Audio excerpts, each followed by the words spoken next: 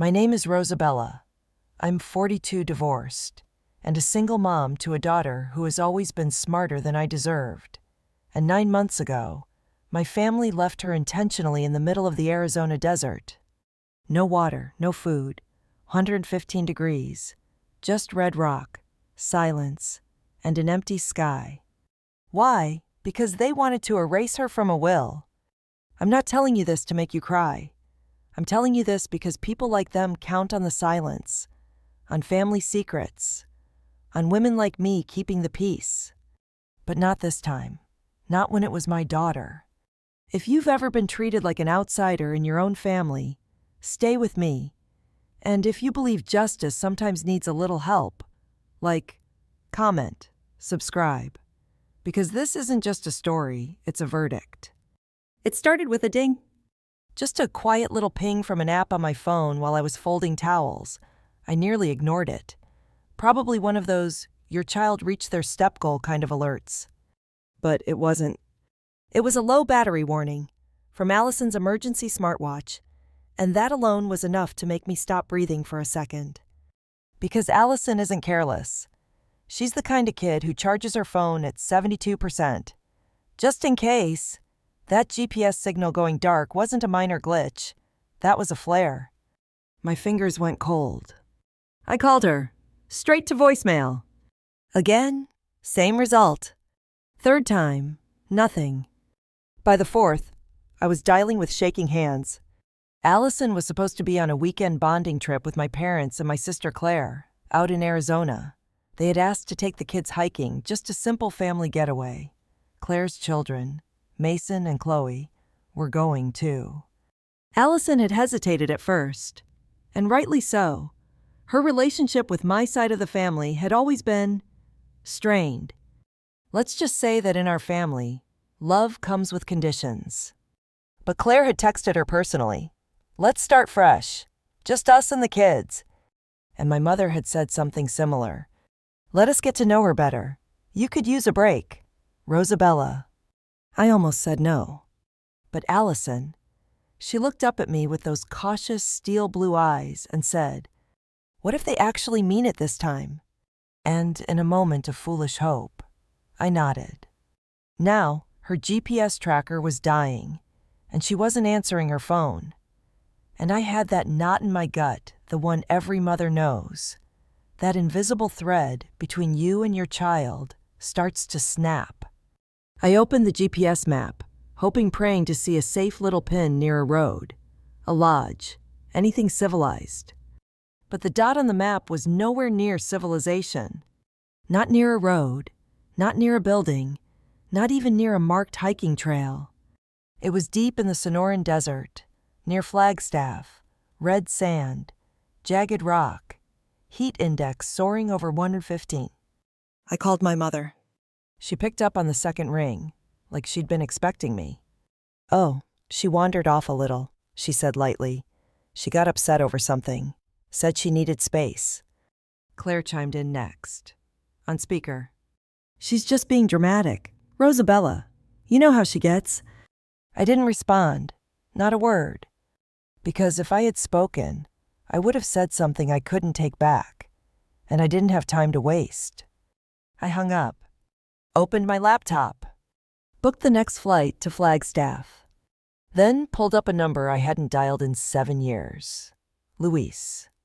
We met once during a summer wilderness course him, a survival instructor, me, the burnt-out mom learning how to pitch a tent and maybe keep some sense of self. He picked up after 2 rings. "I need you," I said. Where he asked, not why, not what happened, just where. At the airport, I moved on instinct. Boarding, security, gate. I don't remember most of it, just the taste of adrenaline in my mouth and the drumbeat of dread in my chest. I kept seeing Allison in my head. Her ridiculous sun hat, the SPF 70 we joked about, the trail mix I made her double bag. The moment I helped her pack 2 days ago, I told her to hydrate. She rolled her eyes. I hugged her twice, told her I loved her 3 times, like a fool thinking that might be enough to keep her safe. Luis was already waiting near the rental jeeps when I landed. Extra water, old maps, med kit, compass. He looked me in the eye and said, "Let's go find your kid." We reached the trailhead an hour before sunset. No cars, no hikers, just wind hissing over sand and a ranger station that looked long abandoned. I showed Luis the tracker, the last known dot. He frowned. "She's way off the main path," he muttered. "If she's not moving, that's not good." I nodded, couldn't speak, could barely breathe. My mouth was dry, not from thirst, but fear. We hiked. The air was like heat peeled back to its bones, scorching, sharp, dry enough to sting your lungs. My boots filled with sand. My thighs burned. And somewhere in the back of my mind, a single thought repeated on loop. If I'd waited one more hour, would she still be alive? Then we saw it. A piece of fabric flapping in the hot wind, tied around a rock. Allison's scarf. I dropped to one knee. Luis picked it up and said softly, "She wants to be found." I swallowed a sob. We pressed on, past a dried riverbed, past a crushed granola wrapper, a footprint, a snapped twig, signs, clues, life. Then, a water bottle, lying sideways in the dust. Luis picked it up. Still warm. "She's close," he said. And then behind a jagged outcrop, I saw something curl under the shadow. Something small, still. I ran. Before Luis could call out, before I could think. And there she was. Allison. Eyes half open, lips cracked, skin flushed and fevered. That ridiculous sun hat still on her head. But breathing. Barely. I dropped to my knees, pulled her into my arms. Her skin was burning hot. She opened her mouth, whispered something I could barely hear. What I asked, brushing dust from her cheeks. She blinked, struggled. And then she said, "They took my bag. On purpose." The hospital room smelled like disinfectant and filtered air too clean to feel safe. Allison was hooked up to IVs. Her skin still flushed pink beneath the thin hospital blanket. Her hair clung to her temples with dried sweat and dust. Every few minutes, the monitor let out a gentle beep, as if to remind me she was still here. Alive, but barely.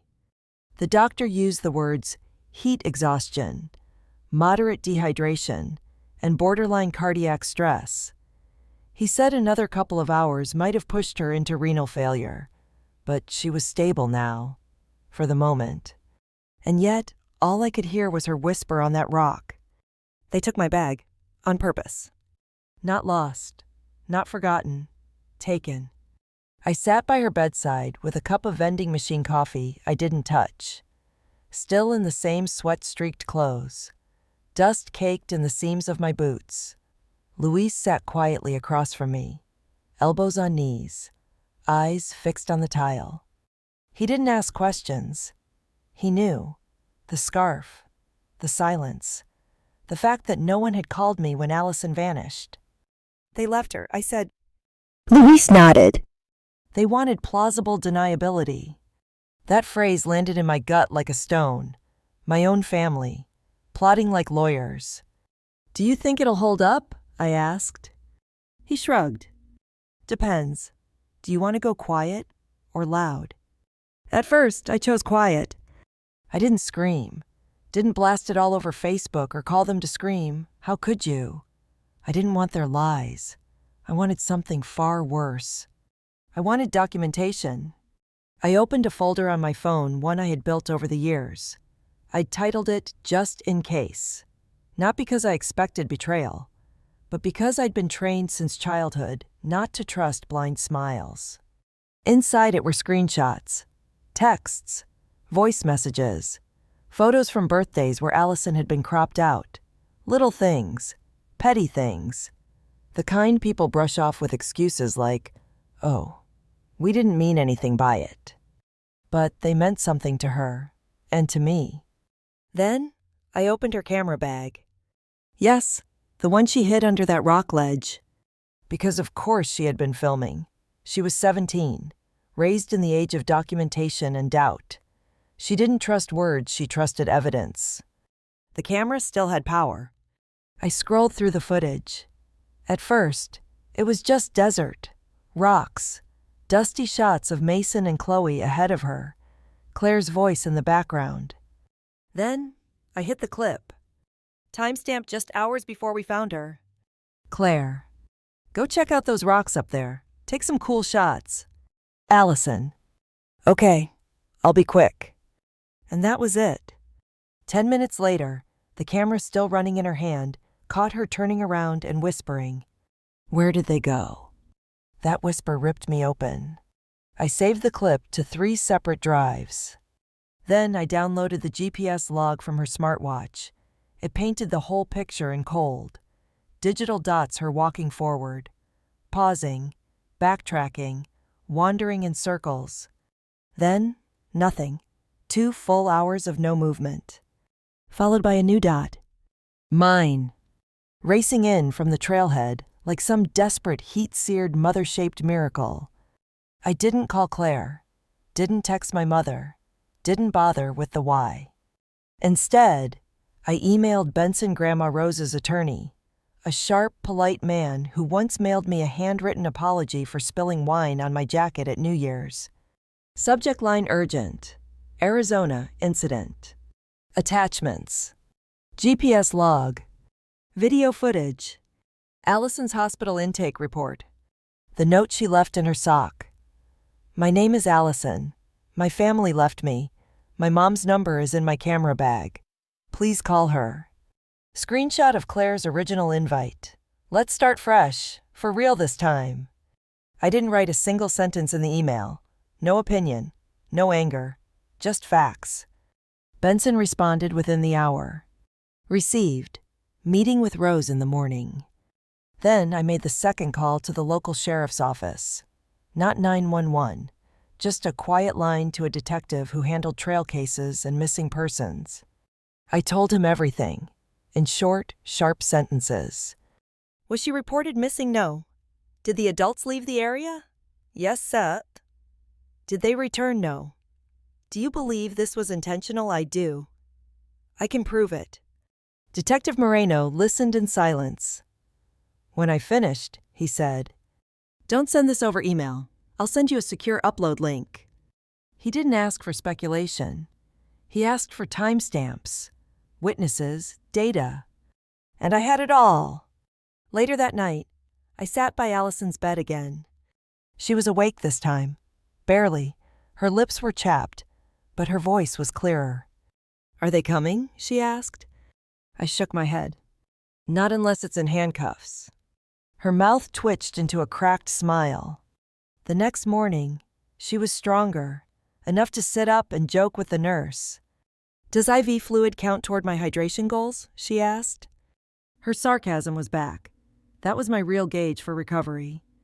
But then she got quiet, looked at me, eyes wide and tired. "I don't think they ever meant to bring me home. I didn't say don't be ridiculous. I didn't say they love you in their own way, because that would have been a lie. I just said, I know." She told me the rest in pieces. The kind of memories you have to pull out of your own body like glass shards. How Claire told her to turn off her main phone so it could charge faster. How the emergency bag, the one with her backup GPS pin, second water bottle, map, trail mix, ID, mysteriously got left behind. How Mason and Chloe were told she was meeting a friend later and would get picked up separately. They had scripted it. A full, believable story just in case anyone asked. "Do you want to report them yourself?" I asked. She shook her head. "No, I want you to." I squeezed her hand. "Good, because I already did." That afternoon, Benson emailed again. Subject RE Arizona incident. Spoke with Rose. She's seen everything. Stay available over the next 2 weeks. This won't stay quiet for long. The second ping came from Detective Moreno. Preparing formal report. Recommended charges include reckless endangerment, child neglect, failure to report a missing minor. We'll be contacting subjects directly. I exhaled, the first real breath I'd taken since the airport. Still, I didn't call them. I didn't give them a chance to twist the narrative, to leak a softened version to the extended family, to play victim before the facts hit. I just updated one more thing. The desert tab in my emergency binder. I printed screenshots, medical notes, a statement from Allison, a copy of the will update, and a single page, in my handwriting. They left her on purpose, because she was in the way. And the next time we'd see them, my parents, my sister, they wouldn't be alone. And they wouldn't be smiling. There's a certain kind of silence in families like mine, not the peaceful kind, not the kind that comes with mutual understanding or shared comfort. It's the kind of silence where everyone's waiting to see who breaks first. That was the silence we walked into when Allison and I stepped through the grand doors of Grandma Rose's estate. Sunday, brunch. The table was already full white linens, silver cutlery, those godforsaken cranberry scones everyone pretended to like. The air smelled like cinnamon and tension. Nobody looked up right away, but I saw shoulders stiffen, forks freeze midair. We were not expected. Or rather, we were not welcome. Claire sat at the far end of the table, too composed, not a single hair out of place, not a wrinkle in her blouse. She was wearing her school fundraiser mom face, the one she used when pretending everything was perfect while everything burned. My mother was buttering a biscuit like she hadn't orchestrated the slow-motion killing of her granddaughter. My father, quiet, as always, probably waiting for someone else to say something first. And Grandma Rose, she stood by the fireplace, one hand gripping her cane, the other holding a neatly stacked bundle of papers. When she saw us, she didn't smile, but she nodded.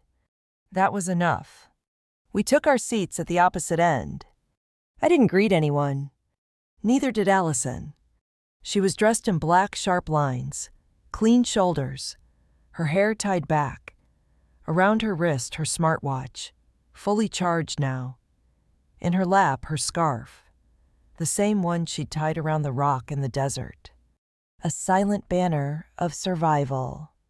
Claire gave us a tight-lipped grin, the kind you offer someone at a funeral you secretly planned. Then she leaned in and whispered across the table, just loud enough for me to hear. "Can we talk after this?" I didn't blink. "Absolutely not." Grandma Rose cleared her throat.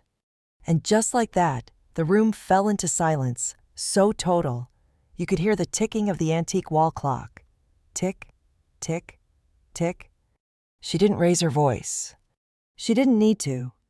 Even at 92, when Rose speaks, the room listens. "Thank you all for coming," she said, each syllable polished like crystal. "I have an announcement regarding my estate." Instant tension. Claire's face tightened. My mother sat up straighter. My father stopped chewing. Even Chloe paused mid-text under the table. "Some of you have disappointed me," Rose said, profoundly. She wasn't shaking. She wasn't dramatic. She was terrifying in the calmest way imaginable. "You tried to hurt what I love, to preserve what you thought you were owed." Her gaze cut across the table like a laser. "You will not succeed." Claire's mouth opened, but my mother reached over and touched her wrist, just a feather-light warning. "Don't make it worse." Rose lifted the papers in her hand. "Effective immediately. My estate will be inherited in full by one person." My father muttered something under his breath. My mother paled. And then Rose said the name. "Allison?" It wasn't loud. It didn't have to be. Because the shock hit the table like a dropped match in a room full of gas. Claire exploded. "She's manipulating you," she snapped. "She's 17. She's unstable. She ran off on that trail by herself. She wanted attention." My nails dug into my palm under the table. But I stayed quiet. Because Allison didn't flinch. I leaned forward, calm, controlled. She nearly died, I said. Claire scoffed. Oh, please. You probably told her to stage it. You love pulling this martyr act. I looked her dead in the eye. You left her in the middle of a desert. She threw up her hands. She didn't have to go. You invited her, I said. Claire froze. And that stopped the room. Rose turned slowly toward Claire, her voice now ice. So you admit you lied to her. Claire's jaw moved, but nothing came out. She opened her mouth again, but still silence. My mother looked away.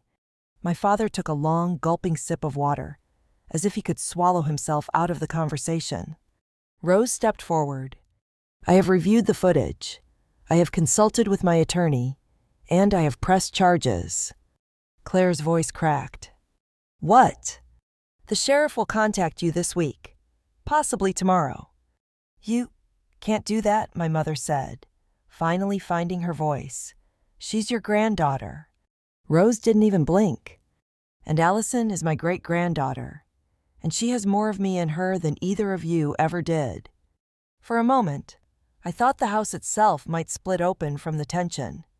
Then Claire stood. Predictably, always with the dramatics. You always hated me, she spat. You always wanted Rosabella to win. Rose arched an eyebrow. You think this is about Rosabella? Claire turned on me. You put her up to this. And finally, for the first time that day, I smiled. Just a little. No, I said. You did? I just made sure people saw it. Claire grabbed her purse and stormed out. My parents didn't move. Grandma Rose didn't sit back down. And Allison. She picked up her scarf, folded it slowly, and placed it in her lap like it was fine silk. We left 10 minutes later. No one said goodbye. Outside, the sun was blinding, and the air smelled like orange blossoms and finality. Allison and I didn't speak until we were back in the car. Then she turned to me and asked, Do you think she meant it? About the whole estate? I nodded. Rose has never said a thing she didn't mean. Allison looked down at her hands. The watch on her wrist caught the light.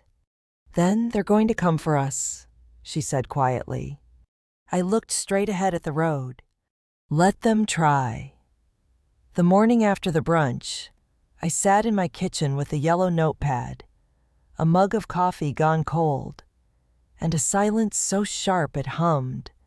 Allison was still asleep, curled up under 2 blankets, the desert scarf now draped across the back of her desk chair like a flag. And I was staring at a single sentence I'd written over and over. What would they do if we didn't stay quiet? I didn't want revenge. I wanted proof. I wanted a record that couldn't be erased. A legacy Allison could lean on not just to protect her future, but to burn down the lies that built our family's illusion. Because I realized something in our family. Polite was just code for don't ask questions. I was done being polite. I started with structure. Every lie has a timeline. Every betrayal leaves breadcrumbs. You just have to organize them. I opened the desert tab in my emergency binder, the one that had already saved Allison's life once, and I added 2 new documents. A chart of every discrepancy in Claire's story. A full timeline of events, from the invitation to the brunch explosion. Then I opened a folder I hadn't touched in 29 years. It was labeled Rosabella 13. Inside was a letter I had written myself at 13, back when Claire was still the golden child, and I was the background noise. A letter full of questions like, why do they say we love you both equally, and then only show up for her? Why do I feel like a guest in my own family? Is it still manipulation if it's done with a smile? That version of me never got answers. But today I wrote her back. On fresh paper and deliberate ink. We don't need to be chosen anymore. We choose ourselves. And I placed both letters, hers and mine, side by side in the binder. Symbol against symbol. Girl against ghost. Next came the legal strategy. Benson called that afternoon. Rose is firm. We're moving forward. With the inheritance, I asked. With everything, he replied, including full cooperation with law enforcement. She's releasing all past trust documents to the DA, even the ones from the 90s. Especially those. She wants to make it clear this wasn't sudden. She's been watching. Then he paused. Rosabella, are you ready for this to go public? I looked across the room at Allison, who had just walked in, hoodie half zipped, eyes still puffy with sleep. We're not hiding anymore. That night, I sat with Allison on the couch as we laid out the pieces, everything she remembered, everything I'd gathered. She told me more details about the trip. How Claire had pulled her aside before the hike and told her to try to be less intense this time. How Mason and Chloe barely spoke to her the whole trip, like they'd been told she'd opted out of family stuff. How Claire had forced her to leave her emergency charger behind in the car, saying, "You won't need it, we're not going far." And then, the one that broke me. She smiled when she said it. Allison whispered. I could feel heat rising in my throat, my hands clenched. But I didn't explode. I documented. We uploaded all of it to a secure drive. We backed it up onto a separate laptop we kept in a fireproof box. And we labeled every file with cold precision because truth, when organized, becomes power. Then Allison asked the question I hadn't let myself consider. What happens if they deny everything? I looked her in the eye. Then we let them be the ones scrambling. We hold the truth like a blade. The next morning, we met with Detective Moreno again, this time via secured video call. He was stone-faced but respectful. His team had reviewed the footage, the GPS logs, the medical reports, and they had questions. But not for us. We'll be issuing subpoenas, he said, starting with Claire, then your parents. Will they be arrested? That depends on what they say when confronted with what you've given us. But we're leaning toward a criminal case. This isn't just neglect. This looks coordinated. He paused, then added, I've never had a minor survive something like this with so much clarity. Allison was silent, arms crossed, but I could feel her pulse in the room, sharp, controlled. I want to testify, she said quietly. The detective looked at her. That can be arranged. That night, Allison printed out the transcript of her sock note. My name is Allison. My family left me. She framed it, hung it above her desk. It reminds me I wasn't crazy, she said. You never were, I replied. But just when I thought things were stabilizing, we got the email. A forwarded message from someone we didn't recognize. No subject line, no name. Just a single sentence. You should check what your sister's lawyer is circulating privately. Attached was a screenshot, a draft statement, crafted by Claire's PR rep. It read, Tragically, Allison wandered off during a family hike and became disoriented. Her parents are weaponizing that trauma to discredit Claire and gain control over Grandma Rose's assets. The truth will come out. I felt the blood drain from my face. Allison read it twice. Then she stood up, walked to her room, and came back carrying the scarf, the same one she tied to that rock. If they want war, she said, we'll give them receipts. She handed me the scarf. I want this in the courtroom with me, not as evidence, just so I don't forget. The courthouse smelled like cold tile and reheated coffee, sterile, familiar in the worst way. I remember thinking, as we walked through the metal detectors, this building was made to neutralize emotion. That's the illusion. The marble, the glass, the solemn architecture, it's all designed to tell you that justice is neutral. But justice only works if someone's brave enough to drag the truth into the room. And today, that was Allison. She walked beside me in flat shoes, the scarf she tied to the desert rock folded neatly in her hand. Not wearing it, just holding it.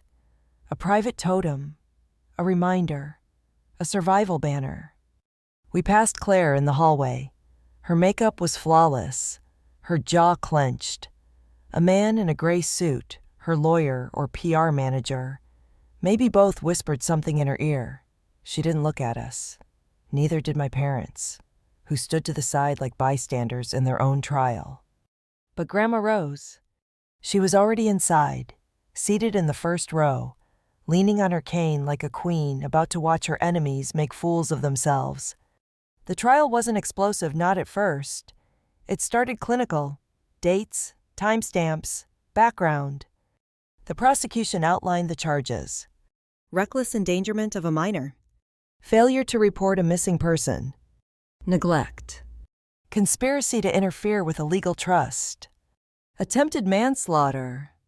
Each word hit harder than the last. Claire's lawyer objected. Of course. Called it an unfortunate misunderstanding, dramatized by social media and a troubled child. I could feel Allison's body tense beside me.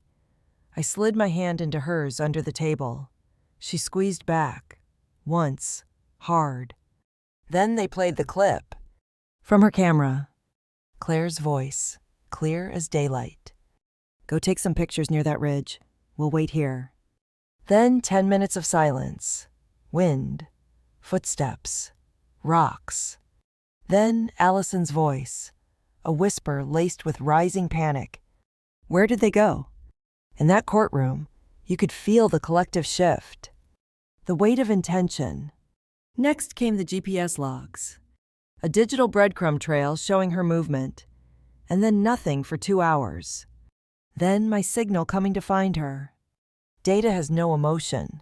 But when it's lined up like that, timestamp by timestamp, it speaks louder than rage. Still, Claire took the stand. She wore pale blue.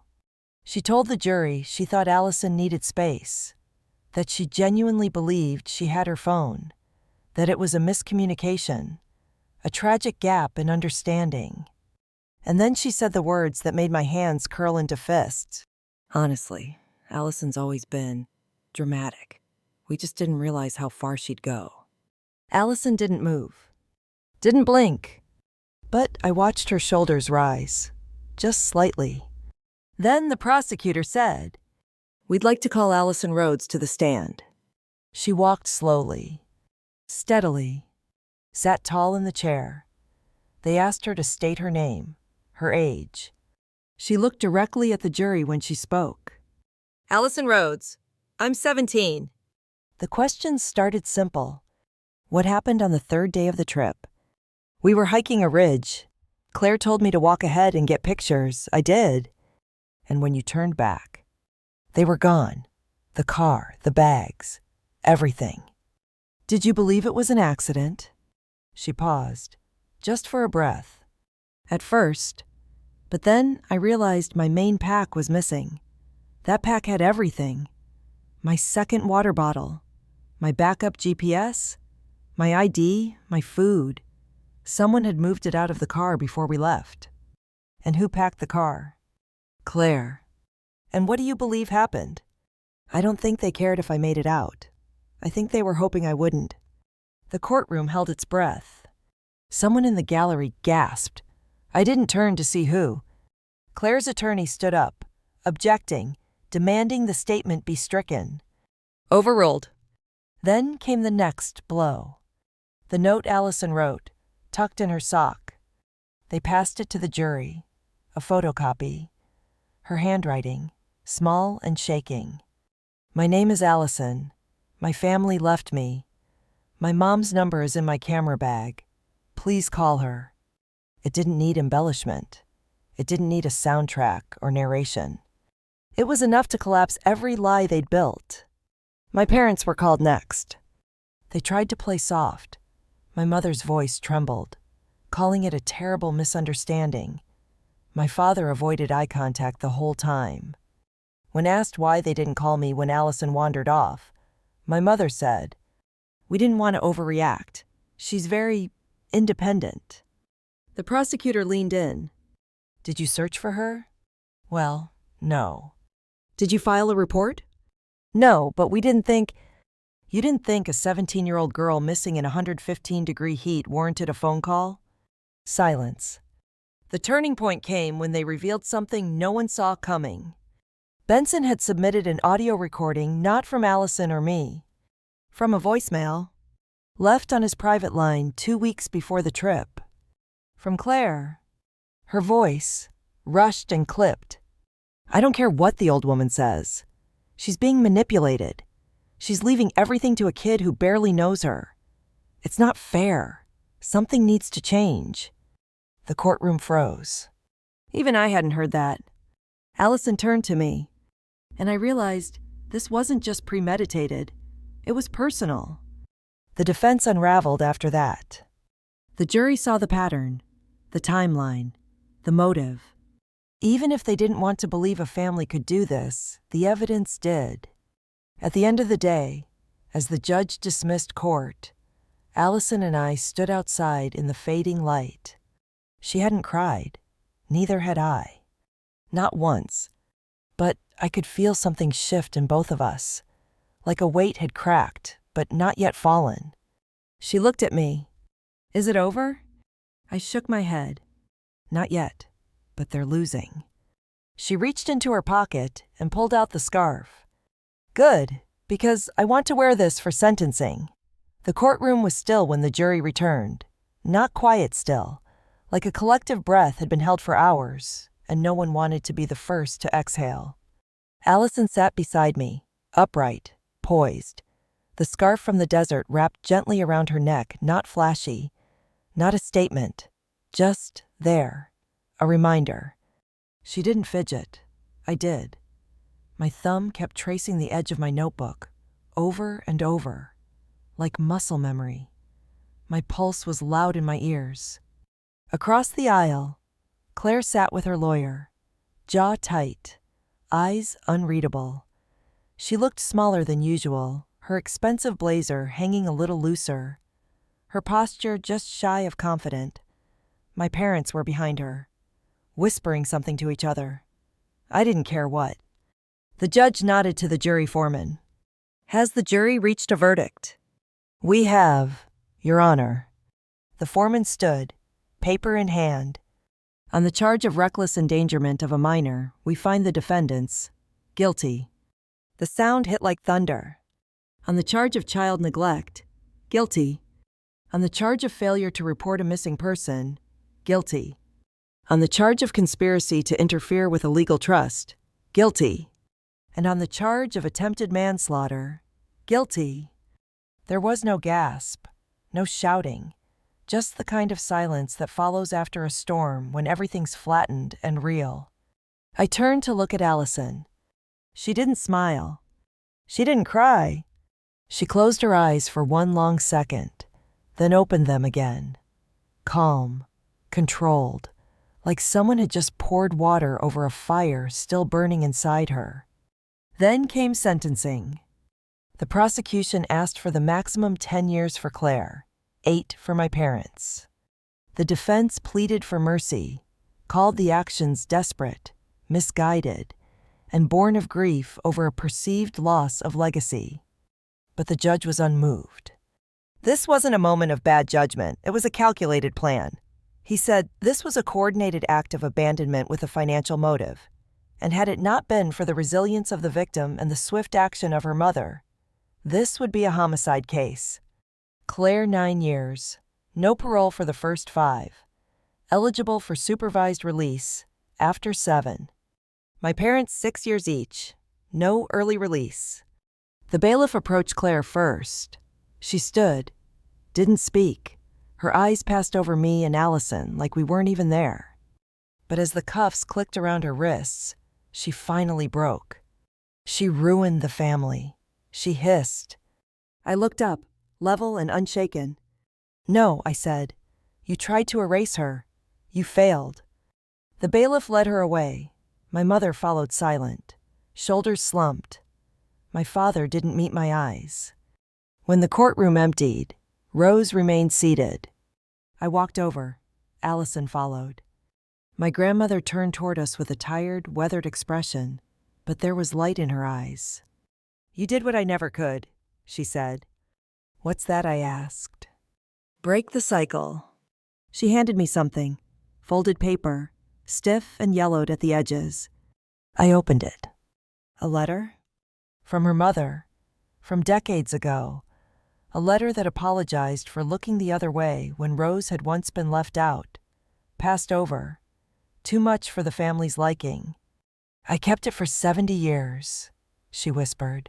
I never responded. But now, maybe you can. She patted Allison's hand. And maybe she won't need one of her own. Allison didn't say anything, just tucked the scarf into her bag and nodded. We walked out into sunlight. The media had gathered. Of course, cameras, boom mics, journalists shouting questions. Is it true the defendants tried to influence the will? Did you really find her with no supplies in 115-degree heat?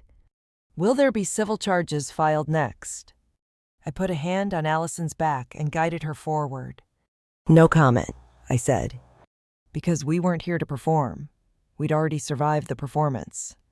Back home, the days blurred a little. No court dates. No reporters. Just us. One morning, I came downstairs to find Allison laughing, full-on laughing at a dumb animal video on her phone. She wasn't wearing the scarf. She had let her hair down. There was an empty coffee mug next to her, and she'd left the front door open while the breeze came in. For a moment, the world looked like it should have all along. Safe. Simple. Uncomplicated. And then the letter came. From Claire. A handwritten envelope, delivered certified mail. Allison opened it, read it silently, then passed it to me. The first line. I didn't mean for it to go that far. The last line. Please don't ruin the whole family over this. Allison tilted her head. This is the family.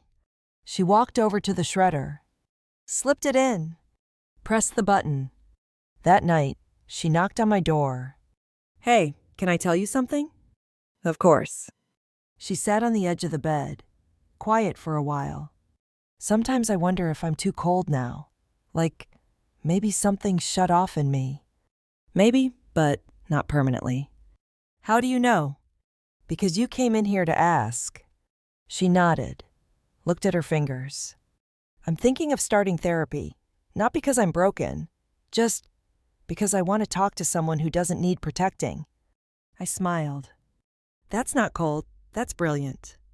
Weeks passed. She began therapy. We took short hikes, nothing too dramatic. But she always overpacked. Water, batteries, a compass. Even if we were walking by the lake. And she always brought the scarf, not around her neck, but tied to her backpack. I asked her once why. It reminds me that I get to come back.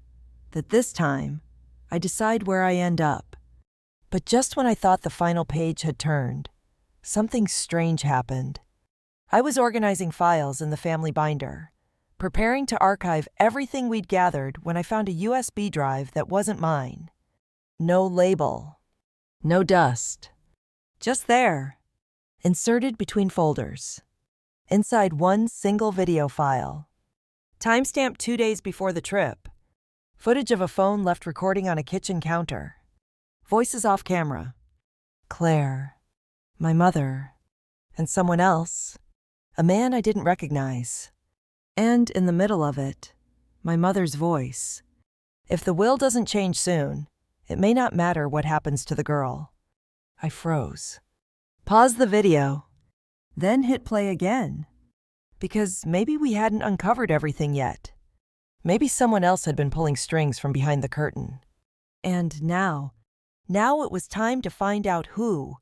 The moment I pressed play again on that USB file, I knew the story wasn't over.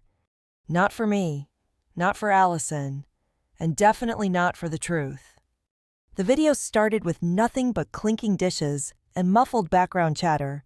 It looked like a casual kitchen recording someone had set their phone down, probably to check a recipe or text.